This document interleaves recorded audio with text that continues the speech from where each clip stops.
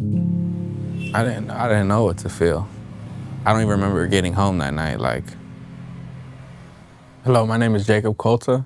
I'm 21 years old. When I was in high school, I would show up every day to school, say what's up to my homies.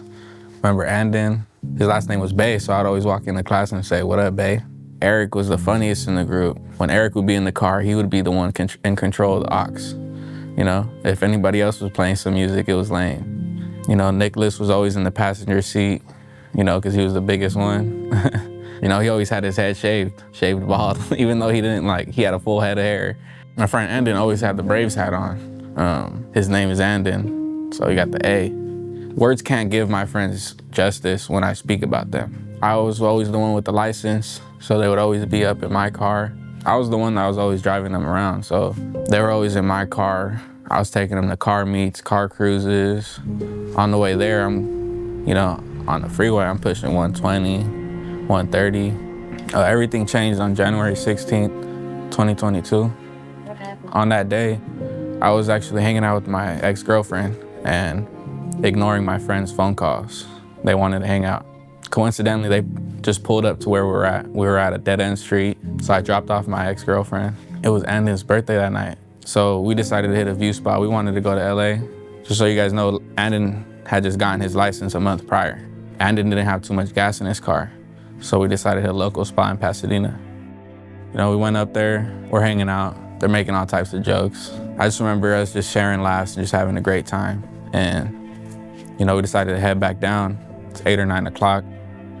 Andon told me he was gonna follow me down because he didn't know the way down. So he's following me down. We're in the number 2 lane closest to the U-turn lane. Coming down the mountain, you don't need to be pressing on the gas.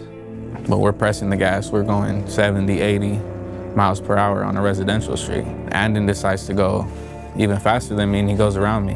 And he goes through an intersection. In the middle of the intersection, there's a bump. Once they hit the bump, all 4 of their tires come off the ground. And once their car lands back on the ground, it starts to bounce back up and slide. Tires spark, the car hits the curb, flips 6 times, and it smacks the underway of the freeway with the top of the car. And the car gets broken in half from the top down. I run up to the car. There's dust everywhere. It looks smoky, and Andon's dead off impact. Half of his body is sticking out the front windshield. When I look in there, all I can see is Nicholas's arm, and he's playing with Andon's face while he's unconscious. I call out for their names, and all I can hear is them groaning.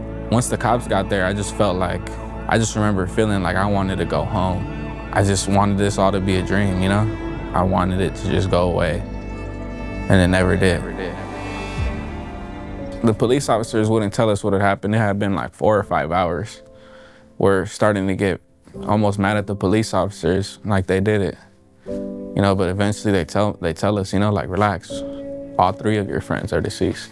They let me go, and I pull into the gas station right there where the crash had happened. I get out of my car. Eric's brothers are there, his uncle. I get out of the car, and they're asking me, "Where's Eric?" And before I could say anything, they told me, "You guys were racing." Punches started to fly. Obviously not for me. My brother actually, when they started punching me, he defended me, and he got jumped as well. So he had scars on his face. My mom, I don't know, my mom obviously, she cried, That moment, she was just trying to calm me down. She didn't want me to feel like it was my fault, because that's how I felt, I don't even remember getting home that night. I'm pretty sure I just stayed crying. For the next couple weeks, I was crying. Eventually, I had the courage to go back to school. I remember the principal's face lighting up when he seen me, because he thought I would never go back to school. 10 months later, I had already graduated. I'm working at McDonald's. The police come into the McDonald's, and they're looking for me, and they have a picture of me. They told me to come outside. They told me, "You're not under arrest. We just need a last statement from you." Told me to sit down and cross my legs. And I told them what I had told them that night, that they crashed. And then they arrested me. I just remember being in the back seat, just crying and asking them what I did. I was locked up for a couple of days. The only thing I was thinking about is obviously my friends, but also how I'm going down with taking out 3 lives. I got sentenced in February of this year, of 2025. When I got sentenced, I had already been on house arrest for 2.5 years, no violations. And I had never been pulled over for speeding before this incident. When they charged me with murder, it was under implied malice, which means the act was so reckless that it implied I knew the consequences. Going to court, seeing, your dead friends' parents there with their lawyers, against you, it's kind of hard to see. When you take a plea, there's a victim impact statement. I just remember it starting off with, talking about my friends, talking about who they were. After they spoke about who their son was, they start getting into like, how you murdered their son, how you left them for roadkill. At this point, I felt sorry. I feel like it was hard for me to take accountability, but hearing those words, I feel like they kind of broke something in me, It just hurts. When I got sentenced in February, they sentenced me to home on probation.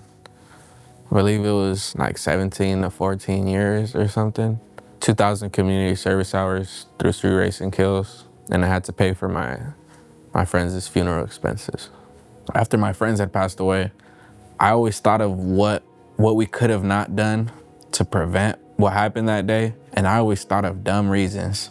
But the real reason was if we were not speeding, if we were not racing, they would still be here. And I feel like street racing kills made me realize that.